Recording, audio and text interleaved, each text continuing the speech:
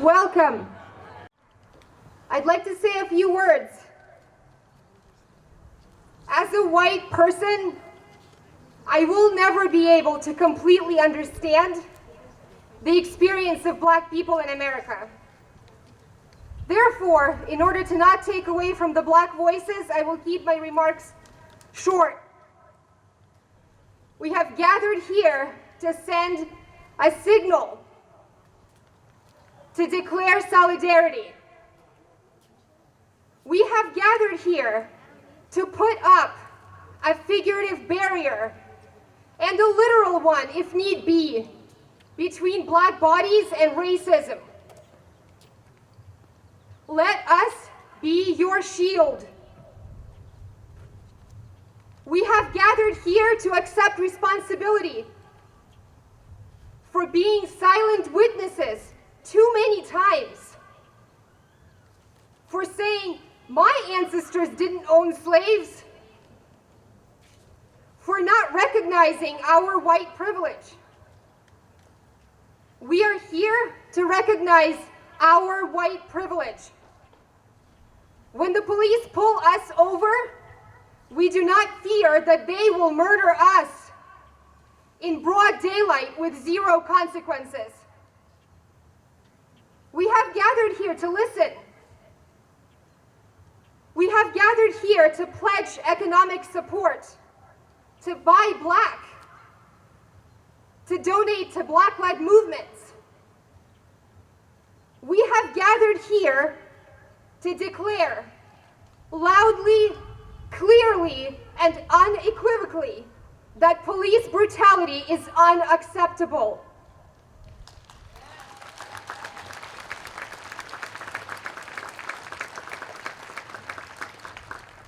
That racism is unacceptable.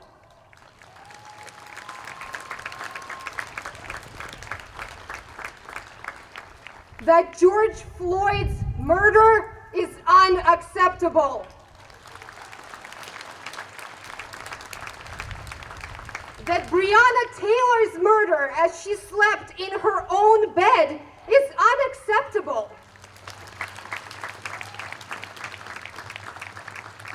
That Adatiana Jefferson's murder is unacceptable. That Tamir Rice's murder when he was only 12 years old is unacceptable. That Tony McDade's, Stephon Clark's, Antoine Rose's, Christopher McCorvey's, and the murders of so many others, that the list alone would take me hours to read, are unacceptable.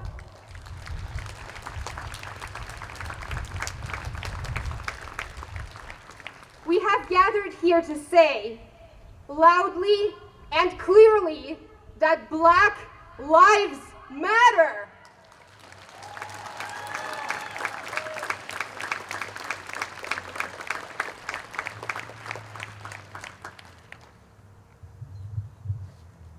I'm Rabbi Rachel Gurevitz from Congregation B'nai Shalom here in Westborough. Why am I here? Who am I to speak? I recognize the chutzpah in standing before you, and yet, like so many of you who are standing here, the ones of us who are not African American, we're here because absence and silence are not an option. I am a Jewish lesbian woman. There are aspects of my identity that you may have a limited understanding of because you have no direct experience of them. I have 2 grandsons of color. They are 4 and 1 years old.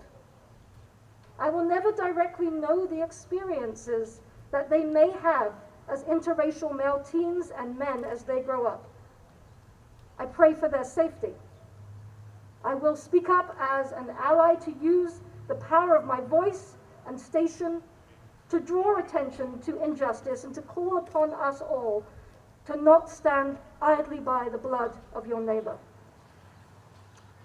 Shema. Shema means listen. Listen up, pay attention. Shema is the opening word of the central affirmation of the Jewish faith that speaks of God's oneness, But where there is inequity and suffering, we have not yet realized that oneness. We have much work to do. In our Torah, the Hebrew Bible, Abraham is identified as the first to recognize the oneness of the divine. And there are many legends to explain why he was the first. Here is just one of those stories. While traveling from place to place, Abraham notices a palace in flames. Abraham said, "Is it possible that the world lacks a caretaker?" He longs to help put out the fire, to be a partner, an ally with God. For noticing and asking about the burning palace, Abraham merits becoming the father of nations. But doesn't anyone else see it? It's a palace and it's on fire. A colleague of mine, Rabbi Lester Bronstein, offers several possible answers. Of course they do, but no one seems to notice it might be a problem. After all, it's not their house on fire. Or they all notice, but they assume that this is the tragic state of the world, and they walk on. What can I do?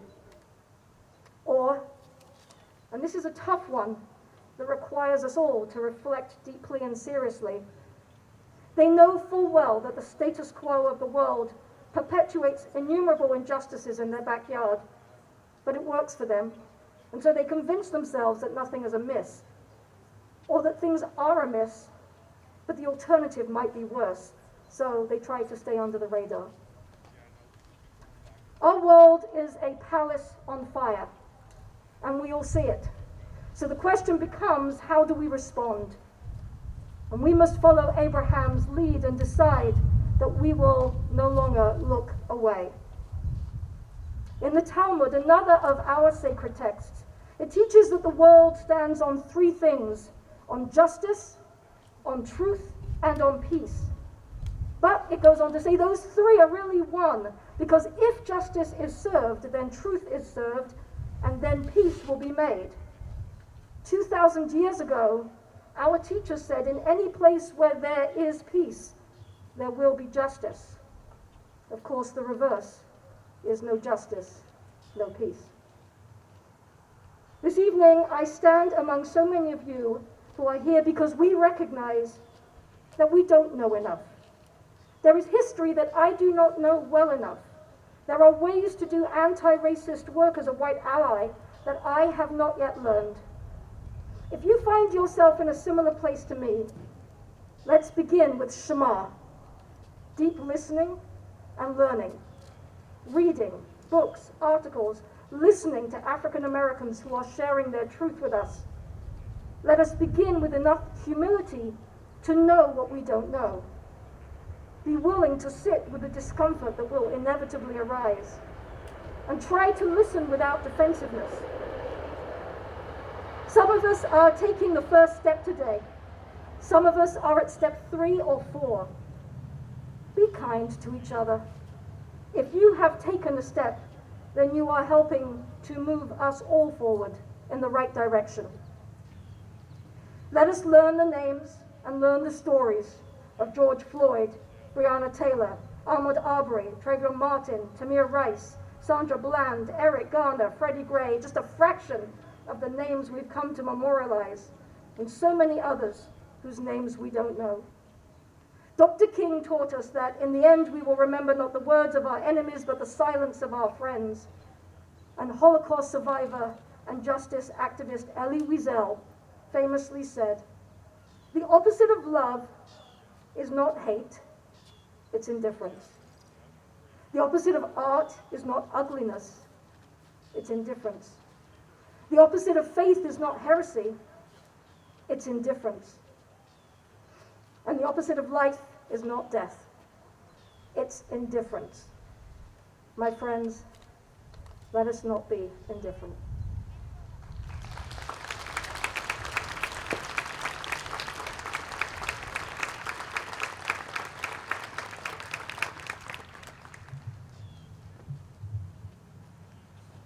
My name is Pastor Jeff Goodrich of Good Shepherd Lutheran Church here in Westborough. Perhaps you've heard that there is a virus going around. Except I'm not talking about COVID-19. Instead, I am talking about the virus of racism. This is a virus that is ingrained upon the fabric of our nation. It is a virus that is prevalent most places that we look, but also sinister because we may not always see it. This is a virus that manifests itself when people cross the street out of fear of a black man walking towards them, because many of us have been taught and conditioned to think that that man might intend them harm in some way. This is a virus that manifests itself when white people call the police on black men for such terrible things like taking a nap in a common room at Yale University, or for watching the birds in Central Park in New York City. It manifests itself in our homes, in our workplaces, in our communities, in our courts, and in our laws. We are the nation of the Declaration of Independence, whose most famous line says, "We hold these truths to be self-evident, that all men are created equal, that they are endowed by their Creator with certain inalienable rights, that among these are life, liberty, and the pursuit of happiness." And yet, the signers of that document also kept black men, women, and children as slaves. This virus of racism is more deadly than COVID-19 because it does not just make us sick, it robs us of our common humanity. It infects all of us. It divides us from our core unity as human beings. It spreads through lies and deceit, falsehoods that keep each of us bound in the chains of fear. And we have seen graphically the horrible ways that this virus has played out in the taking of black life. Not just George Floyd and Ahmaud Arbery and Breonna Taylor, but all of the other names that Alla and Rabbi Gurevitz have also named. That list is long. When will we say enough is enough? When will we hear the voices of their blood crying out from the ground for justice?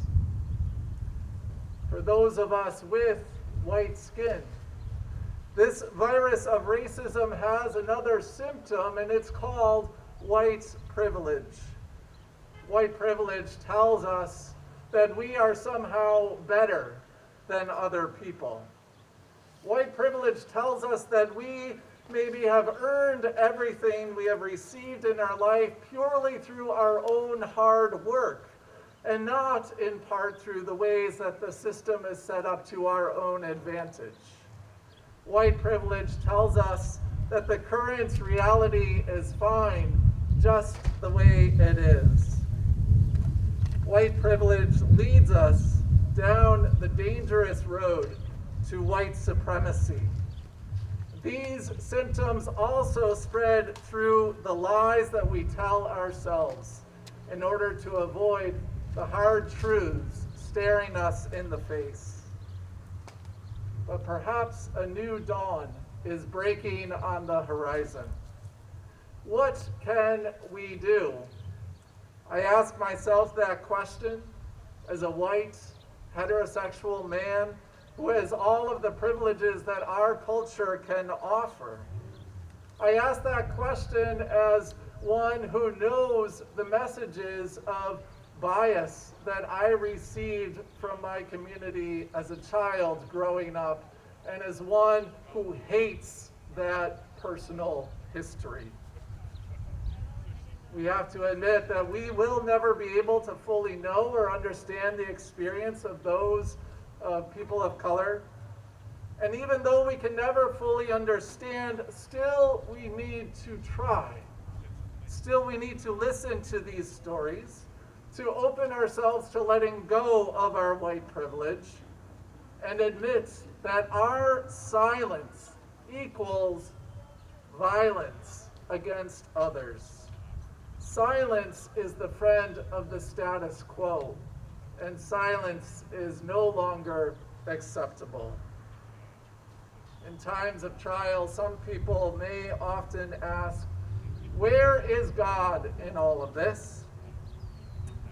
However, noted African-American preacher Otis Moss III turns that around. And instead of asking, where is God in this, he implores us to ask, where are you? Where are you? Where is each one of us in this? How are we showing up to work for change? Gathering here today is a sign of hunger for that change, but we cannot let that hunger fade away.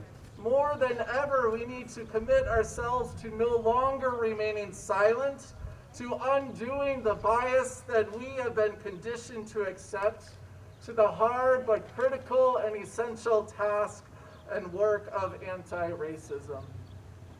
It reminds me of a story from my tradition, from the Gospels, where Jesus is healing many in a crowd of people. And there are 5 friends trying to make their way toward Jesus, 4 of them carrying the 5th one who is paralyzed. They are seeking healing and wholeness for their friend. But an obstacle is in their way. Jesus is inside a home and the crowd is too large. They cannot make their way through and get to him. So what do?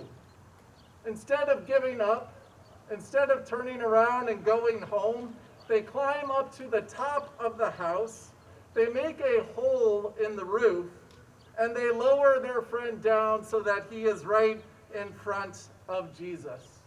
They open up some holes in the structures and systems that are already there so that their friend can be healed, so that they can be healed as well.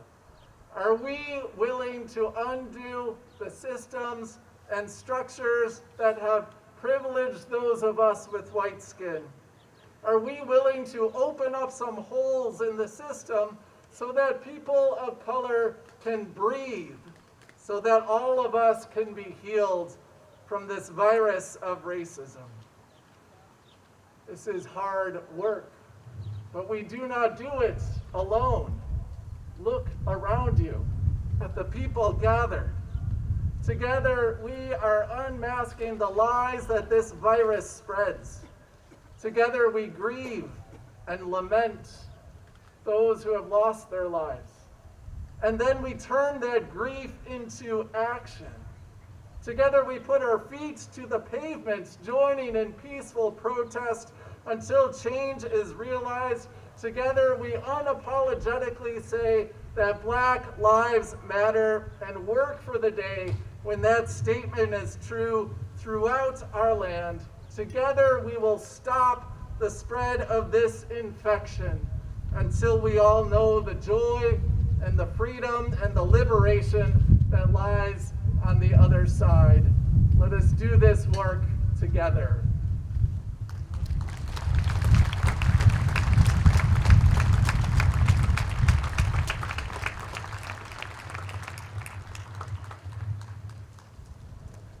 Good afternoon. My name is Sara Schneider. I'm the associate pastor at a church over in Hopkinton, the Vineyard Church. I stand before you today as a follower of Jesus, a melanated man of a persecuted religious group, killed by a violent political machine that saw him as a threat. Hanging on the cross of Jesus, naked, beaten, suffering, dying, dead. But oppression would not have the last word in the life of Jesus. Love won. Over violence, evil, and even death, the love of God, a resurrection love, love that heals, love that stands up, love that calls us forwards. But we must choose that love. What does this look like for you and for me, friends? It means that Westborough has a call forwards in Jesus' love. It means that I have a call forwards in the love of God. Friends, we are living in a segregated community. The census data of how many black students are enrolled in our excellent public schools is not acceptable. Most of us chose to move into this particular segregated community. I personally worked quite hard to be able to do so. But we need to push to make Westborough more welcoming and accessible to the black community and to people of color. Write a letter to our town officials. Post on the Westborough Master Plan Idea Board. Encourage officials to invest in affordable housing. Have a plan for increasing diversity. Hire leaders of color in our schools and community. Tell them that we care most about our children not growing up in a segregated community.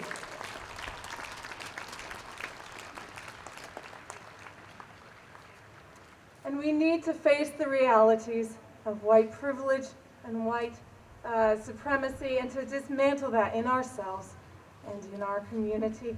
White supremacy says that white is normative.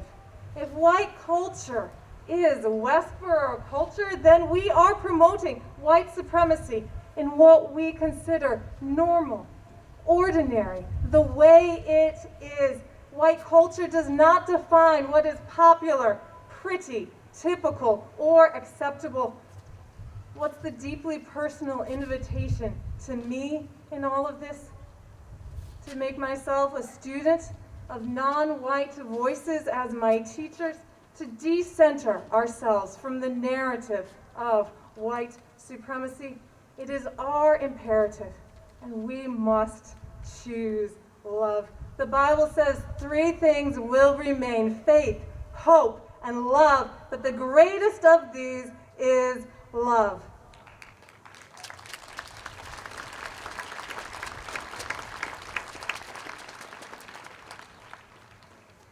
In a spirit of love, would you join me for a moment of prayer?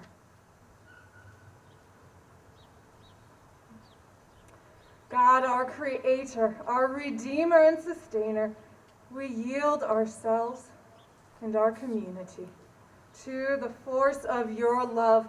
Would you, with your strong hand, dismantle the injustice in our country, the segregation in our community? Would you weed out with your sure hand supremacy and superiority? We pray the prayer of Jesus. Heavenly Father, your will be done on earth as it is in heaven, in us, in myself, in our homes and our families. Lord God, would we stand in faith, not in ourselves, but in you? Would we live in your love, and would we work with hope? Amen.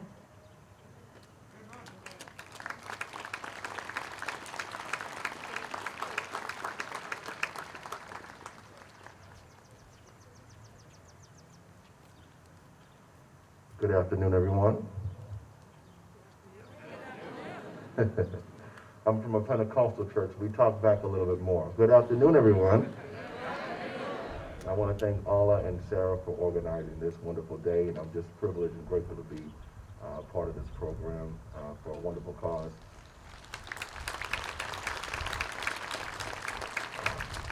My name is Audi Lynch. I am the pastor of the Faithful Church of Christ located in Dorchester, Massachusetts. And so it was a little bit of a hike to get out of here, but I'm glad to be here.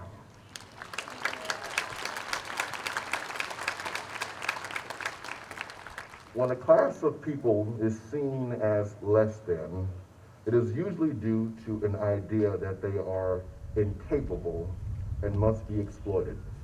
And I want to talk to my brothers and sisters of color. Black man, you matter. Black woman, you matter. Black boy, you matter. Black girl, you matter. It's in our DNA.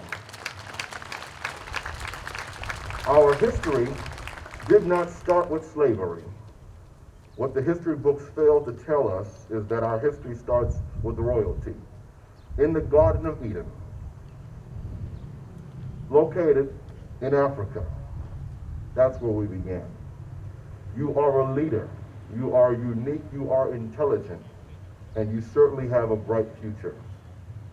In this day and age, we certainly need strategy, and sometimes the best way forward is to look back at history and pull out some good things. When Rosa Parks was arrested for failing to give up her seat to a white man, black people stopped taking the bus and carpooled or walked to their destinations for 381 days. Most bus companies collapsed and the government had to step in. My question and my challenge for all of my black brothers and sisters is, what are you willing to give up to affect change? What I'm realizing as I look at history and as I look at today, economics is the only language that white supremacy understands or responds to. So we have to work together.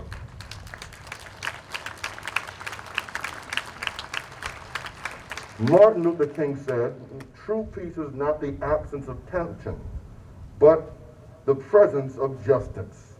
So now for my white brothers and sisters, your support is very important today. Many of us are fueled by emotions, and I want to caution you all that emotions change like the season. Our passions are driving us, but passions will wane as time moves on. All of us have to march towards purpose. It took decades to put systems of oppression and subjugation in place, so when 2020 comes to an end, you have to recognize that your effort, your voice, and certainly your privilege will still be needed to bring about equity, equality, and justice for black people.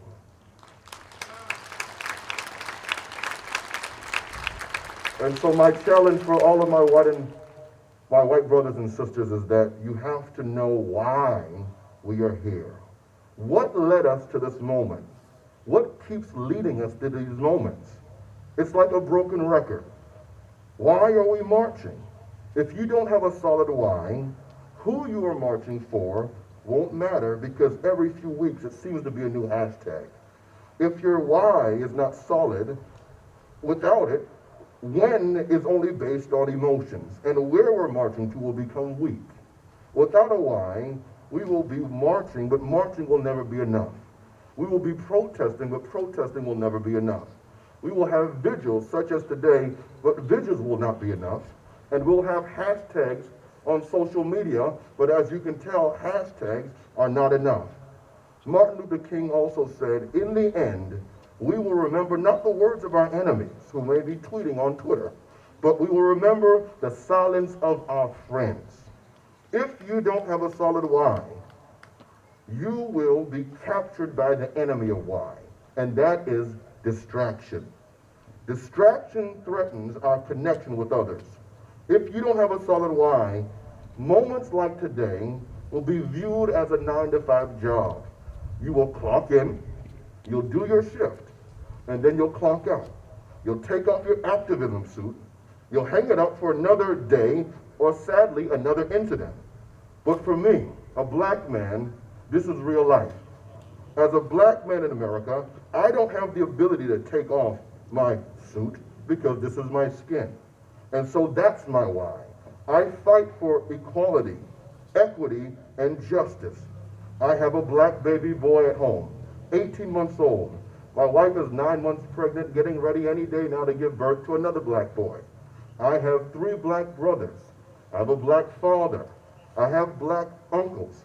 And so we don't have a chance to clock out, so we can't afford for you to be distracted and clock out. This cannot be blind activism. So I'm saying to everyone today, remember your why. Say that with me. Remember your why. When you see politicians who have no plan for black communities, remember your why. When you see companies discriminating against black people, remember You're why. When you see agencies ignoring black people, remember? You're why. Are you getting it now? When you see people like Amy Cooper, who knows full well what her white privilege looks like, only to bring destruction on a black person, remember? You're why. When you see leaders who summon their racist base and care nothing about their insidious or damaging words and how it affects people like me, remember? Your why. Your why has to encompass being tired of seeing black people killed like animals in the street.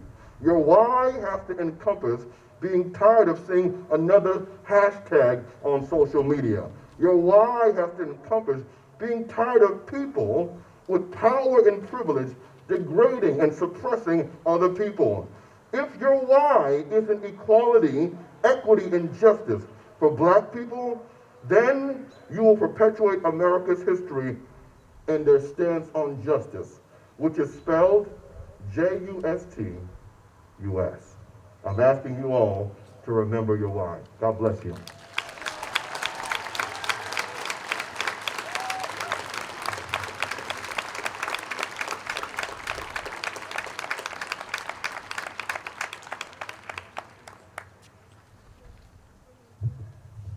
Good afternoon. I'm State Senator Jamie Eldridge, proudly representing the town of Westborough, and I want to thank Alla, Rabbi Rachel, Reverend Goodrich, Pastor Watson, Pastor Lynch coming from Boston for speaking, and I want you to know that the Westborough Legislative Delegation, myself, Representative Dykema, who will be speaking after me, as well as Representative Danielle Gregoire and Representative Hannah Kane, we are all here today in solidarity with you. I want to thank you all for coming out today.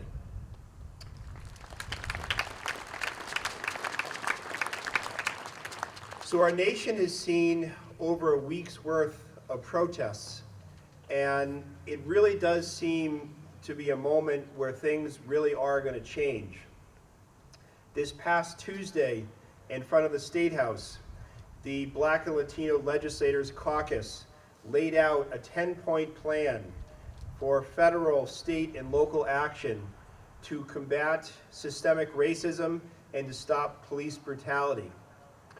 We're focused today on the killings by police of Ahmaud Arbery back in February, Breonna Taylor, and of course George Floyd. And it's critical to look at those policy changes, which I won't describe today, though I will note in today's Sunday Boston Globe, the ACLU lays out some of those changes, some of which were mentioned at that caucus last Tuesday. The most important thing I took from that day was the importance to listen to Black and Latino people and Black and Latino legislators and leaders about what prescriptions white society needs to embrace to end police brutality and systemic racism. And what I want to say today is that although today is not the day for policy prescriptions, I would submit tomorrow is, make sure that you're holding your elected officials, whether federal, state, or local, accountable. And let's make sure this movement moves beyond protests and vigils into direct action.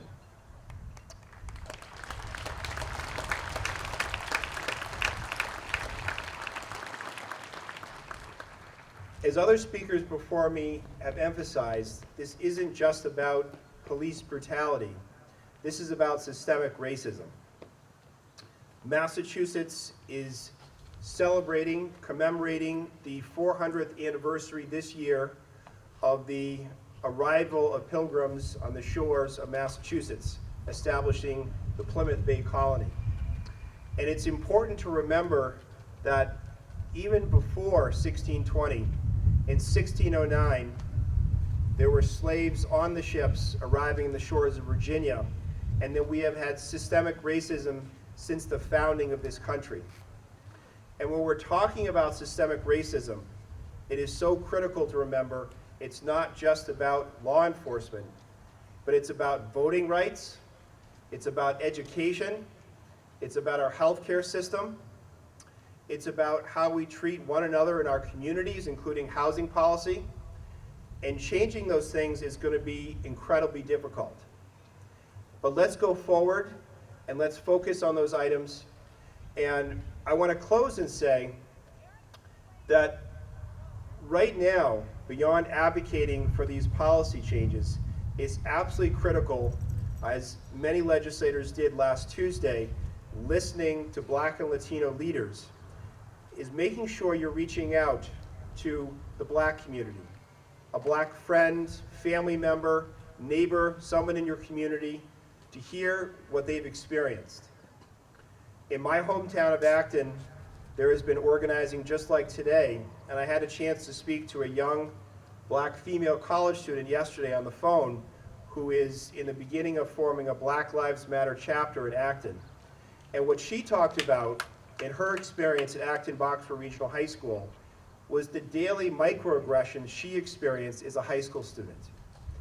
It's really critical for white people to listen to those experiences, to take that in, and move forward in a positive fashion. It's an honor to be here with you today. This is an incredible turnout. Each of the 14 communities I represent have had vigils and protests almost every day this week. So thank you so much for coming out. Know that I stand as an ally with you to dismantle systemic racism and end police brutality, and thank you for being here.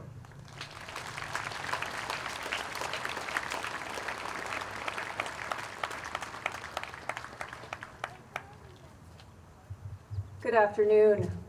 I'm State Representative Carolyn Dykema, and as I look out here today on the green, what a breathtaking sight it is. And I am so proud and honored to be here and to be a legislator representing this community that has made it a priority to come out here today and take action against an injustice. I want to thank the organizers, Alla, Sara, of course all of our faith leaders who have spoken so eloquently here today and inspired us, to my legislative colleagues, Representative Kane and Gregoire, as well as Senator Eldridge, who truthfully has been a passionate voice for racial equality for a very long time, and I want to thank him for that.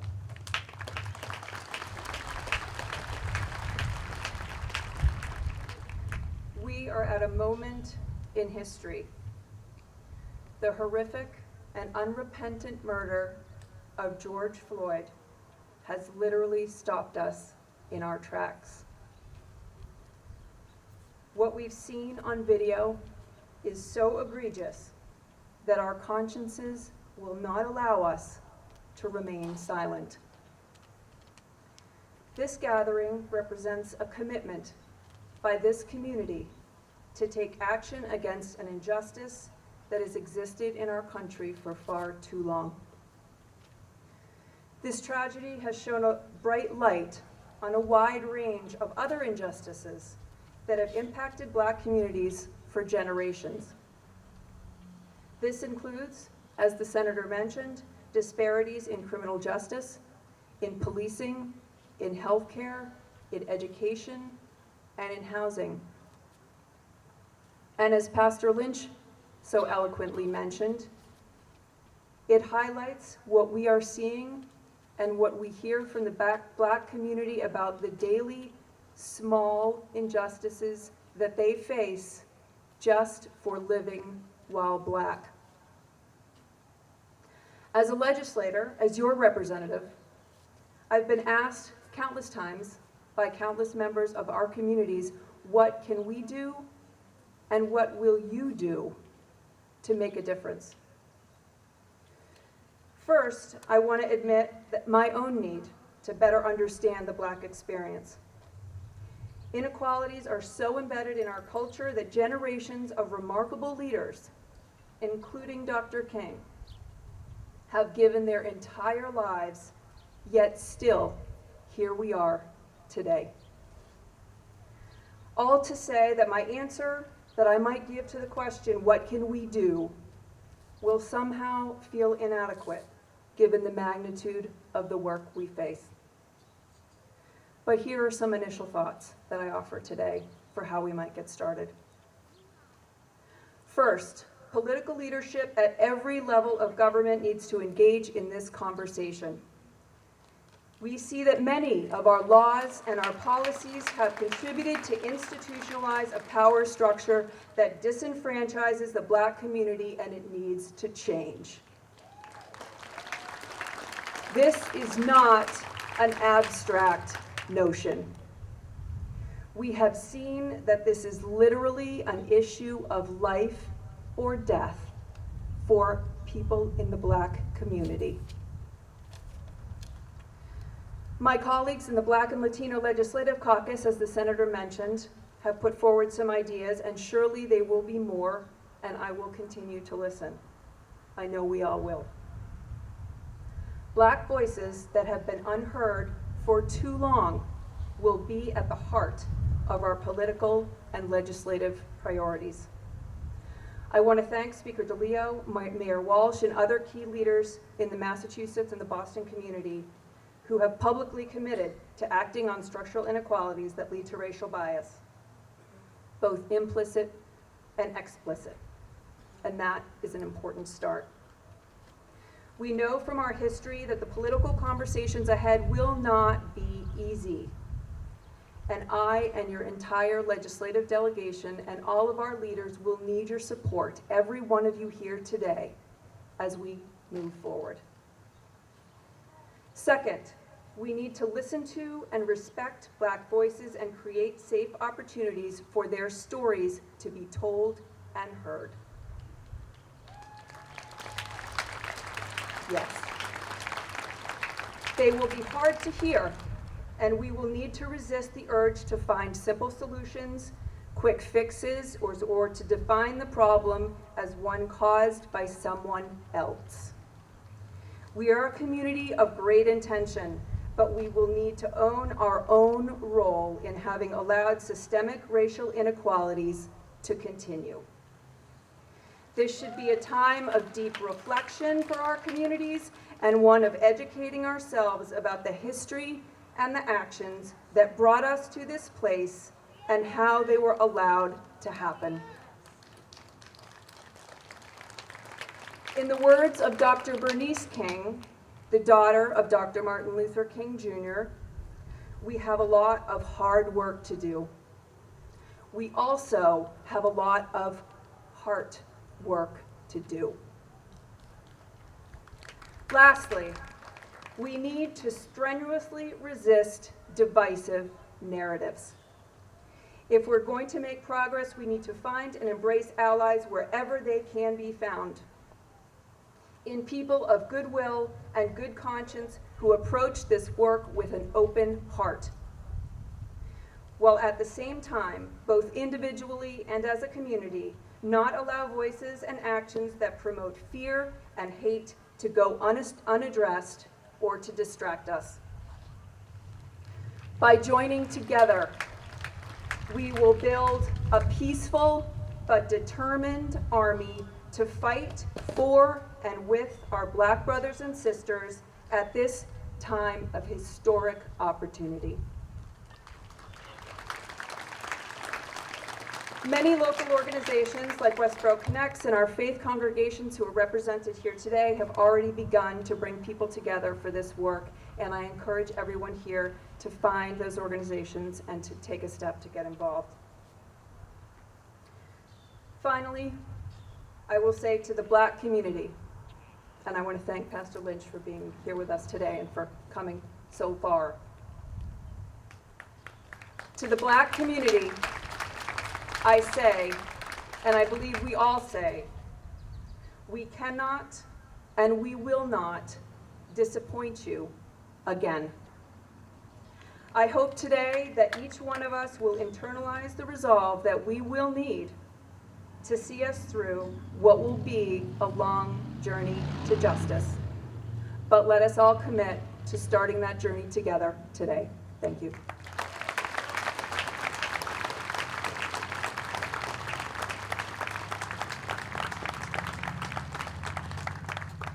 Good afternoon, everyone. I'm Harpreet Singh. I'm a member of the Sikh community. I represent the Sikh Coalition, a civil rights group. I'm also a member of the congregation of the New England Sikh Study Circle. It's a beautiful structure that you see on Flanders Road with a golden dome. It's a Sikh Gurdwara, a Sikh house of worship that's come into existence very recently. Sikhs are a community 500 years old that originated in South Asia, in northern India, and it grew in a circumstance in which there was much inequality, much oppression, and Sikhism tried to fix that by toppling the regimes and creating their own society, their own political structures. And so from that context, I'm here today to speak a bit about what's happened. And Malcolm X noted that we didn't land on Plymouth Rock, the Plymouth Rock landed on us. And it's a reality of this great nation that we have this systemic racism from the very beginning. And I'm here to convey a message of solidarity. I'm here to tell you that the Sikh community stands shoulder to shoulder with our black brothers and sisters. We stand with all those who have been oppressed and marginalized by systemic racism perpetrated by white America. We are gathered here to ensure that the death of people like George Floyd, Sandra Bland, Trevor Martin, and Stephen Lawrence will not go in vain.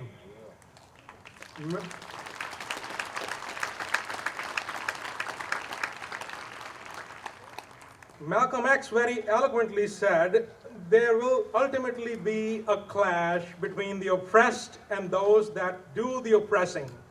There will be a clash between those who want freedom, justice, and equality for everyone, and those who want to continue the system of exploitation. We must rise up and demand justice and equality. We must demand justice and equality for our black brothers and sisters who have been oppressed for centuries with slavery, Jim Crow, redlining, and institutionalized racism.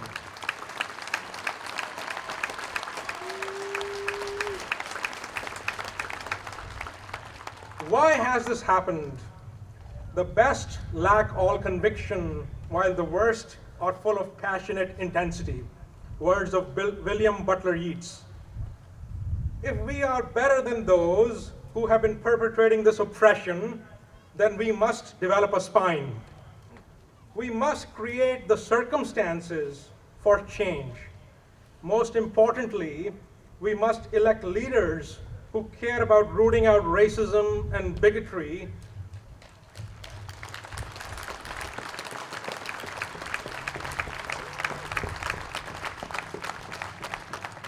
Ladies and gentlemen, I hope that you will use your vote in November to become the agent of change that America so desperately needs at this pivotal moment.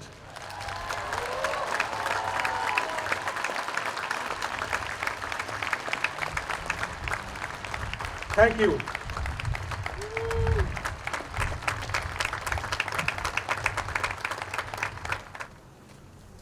Hi, my name is Keaton, and I'm going to read a poem called Mega Stand by Little Daisy Donuts. I'm following your instructions at least the best I can. To first stand here and then stand there. Now I don't know where to stand. You told me not to stand too close, a problem I've surmounted. As I stand up straight to accept my fate, I'll stand up and be counted. If we have a standoff, I want you to be proud of the stand I took.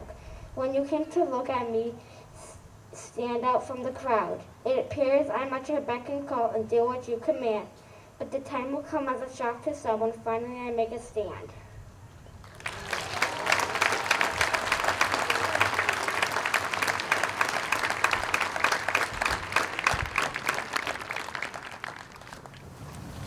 Hi, I'm going to be reading Human Family by Maya Angelou. I note the obvious differences in the human family. Some of us thrive on comedy. Some declare their lives are lived as pure profundity. And others claim they really live the real reality.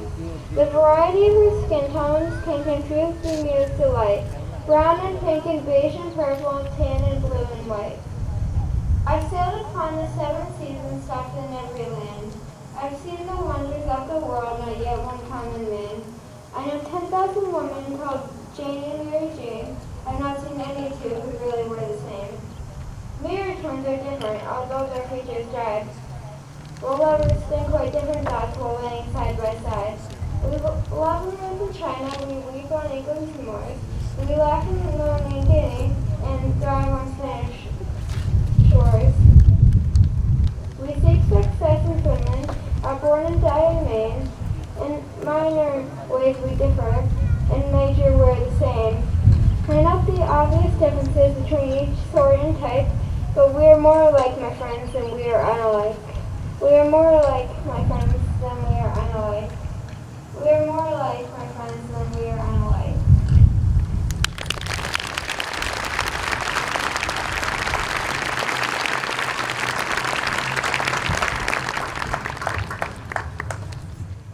Hi, my name is Claire Lord, and I use they, them pronouns, and this poem is called Reflections on White Privilege. Breonna Taylor was shot in her own home. Tony McDade was beaten in his own town. David McAtee was killed in his own restaurant. George Floyd was murdered in his own city. Ahmaud Arbery was shot in his own mother's neighborhood. These people are being taken out of their lives in the very places they were told to feel safe in. These people deserved more. I wish I knew how to help more. I wish I could end it all, the murders, the beatings, the way they never got a fair trial, but we can't change anything without acknowledging white privilege. We live in a country where a white cop can shoot a black man and walk free to do it twice more. Yes, bodies bleed the same color, but not all bodies bleed at the hands of officers. When I say Black Lives Matter and someone responds with all lives matter, I tell them that we never said they didn't. We never ignored white lives. But you let me know when white people are being killed so often at the hands of police. When I say Black Lives Matter and someone responds with it should be Black Lives Matter too, I ask if Black lives are an afterthought to you. I ask if Black lives only matter when other lives are also being taken. I tell you that if you aren't sure of your answers, then you have your answer. When those I trusted to see white privilege as it is do not listen, and when those I trusted to not be colorblind don't open their eyes, I am given the easiest decision of my life of who I want in it. Thank you.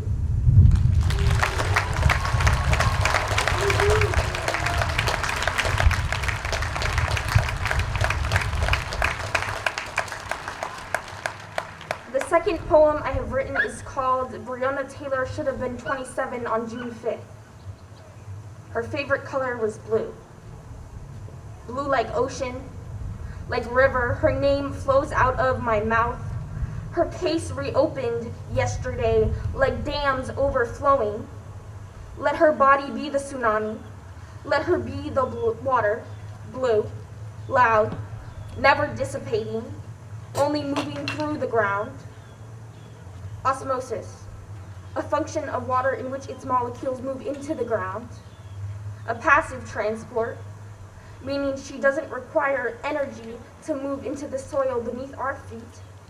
Osmosis, ocean, river, dam, tsunami, permeate through the ocean floor, through soil. We stood on grass at Franklin Park because she watered it. Let her roots grow deep, blue like ocean, like river, blue like lake, like rain.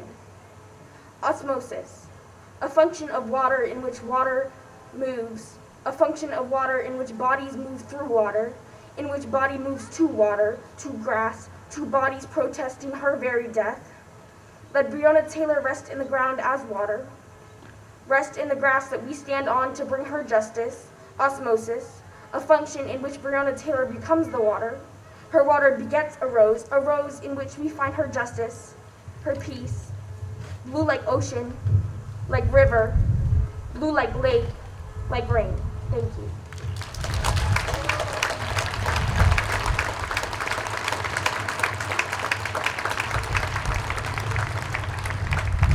Hello, I'm the Naidati, and this poem is called Mockingbird. Now we all know the story To Kill a Mockingbird. If you don't, I'll help. A white woman describes a black man being accused of a crime he did not commit. His name was Tom Robinson, a fictional character with a non-fictional fate. Tom Robinson was the mockingbird accused of sexual assault. Sandra Bland was a mockingbird pulled over for a routine traffic stop. Tamir Rice was a mockingbird playing cops and robbers. John H. Crawford III was a mockingbird accused of bringing a rifle into Walmart. Trayvon Martin was a mockingbird walking home after buying Skittles and iced tea. Eric Gardner was a mockingbird accused of selling loose cigarettes. Destiny Harrison was the mockingbird who was in her own hair salon. Ahmaud Arbery was the mockingbird going for a run. George Floyd was a mockingbird accused of using a counterfeit dollar bill. Breonna Taylor was a mockingbird relaxing in her home. Rest in peace to the beautiful mockingbirds we have seen pass on. To kill a mockingbird sounds a lot like to be a black person in America. We are here to make music, yet we are silenced anytime we try to. We will not be silenced anymore. We will not be silenced anymore. We will not be silenced. We will not be silenced. We will. We refuse to be silent. We refuse to be silent. Thank you.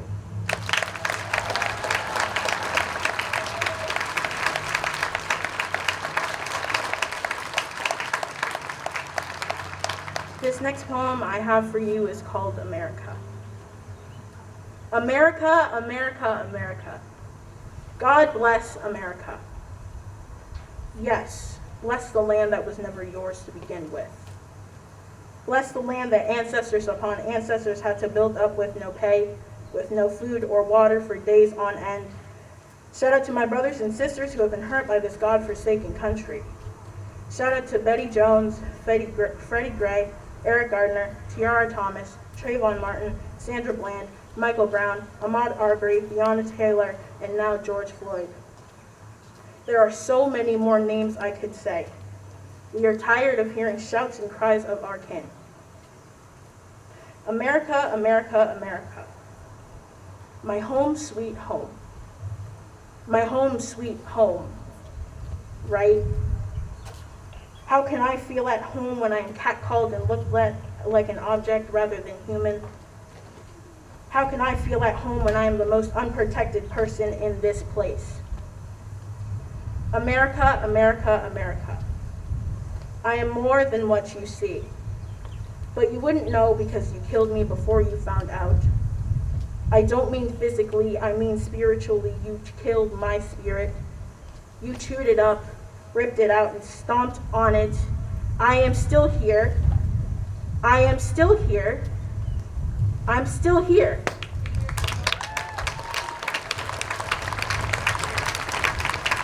I'm here as a shell of a person, but America, America, America, God bless you. Thank you.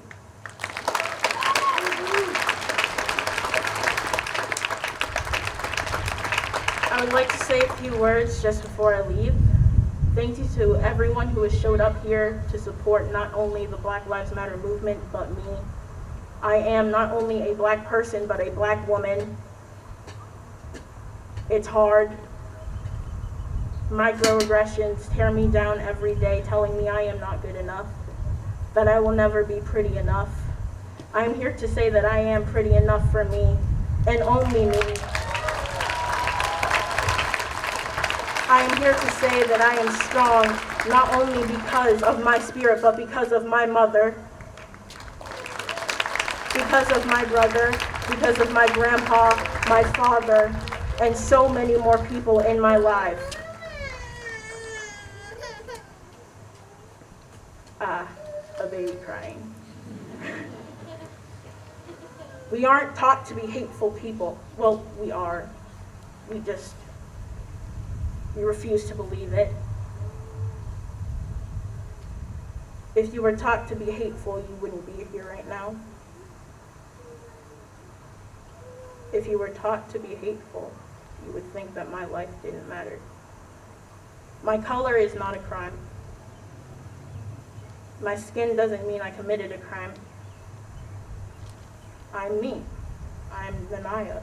I'm Nanaya Dadze, and I've lived here for 10 years.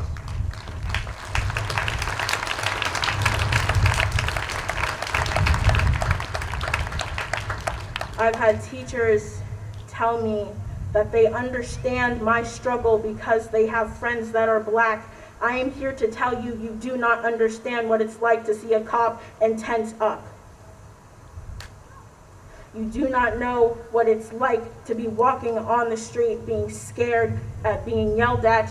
When you were 6, you were yelled at for walking to the library with your family.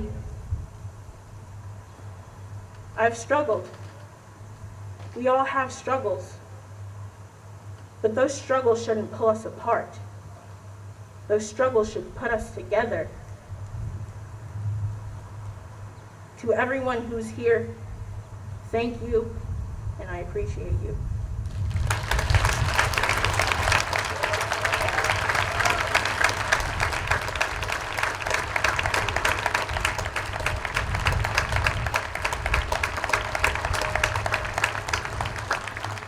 It's quite windy here today, but I hope you were able to get a vigil candle. If not, we have extras on tables to the side. I'm asking those of you who are physically able to join me in the gesture of taking the knee. I'm asking those of you who are not able to do that to simply raise your fist. Join me.